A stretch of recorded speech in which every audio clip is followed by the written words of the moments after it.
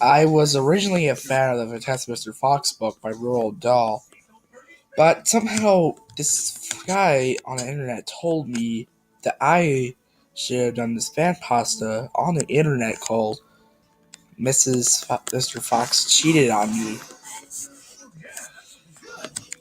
and I explained this to you. Just because this is a fan pasta doesn't mean it actually happened. But here's the fan pasta. It started out on a blistery cold evening. I was at home watching one of my favorite movies based off of Roald Dahl's movies. I watched Charlie and the Chocolate Factory, the BFG, and Fantastic Facts.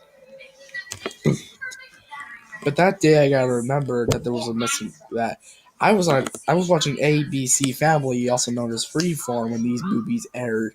But that was just fan. That was just made up. Anyways, the Fantastic Mr. Fox movie started. It had the regular 20th Century Fox logo, the Indian paintbrush logo, including well,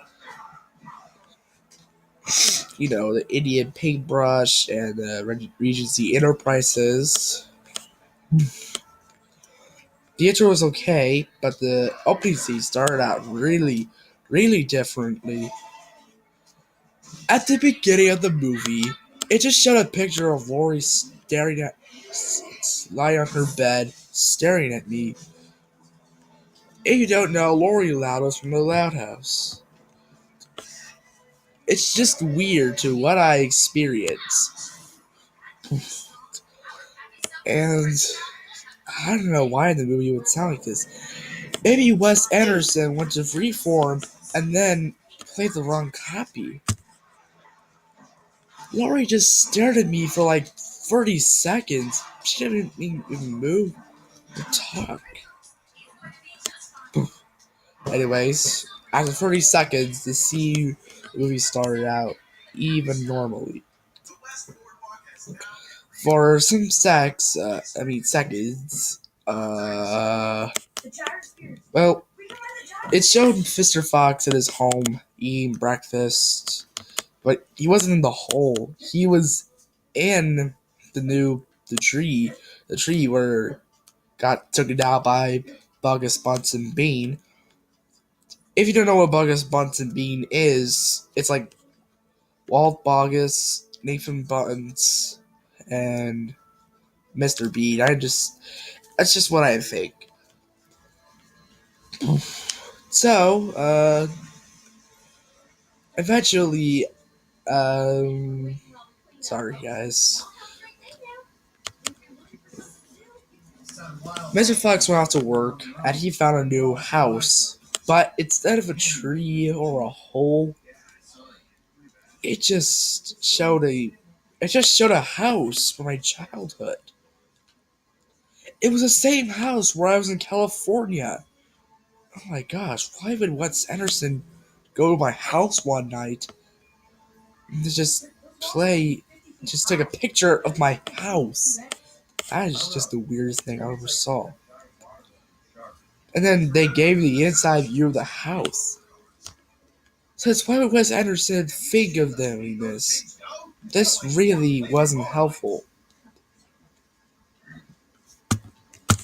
Anyways, in this next scene, Mr.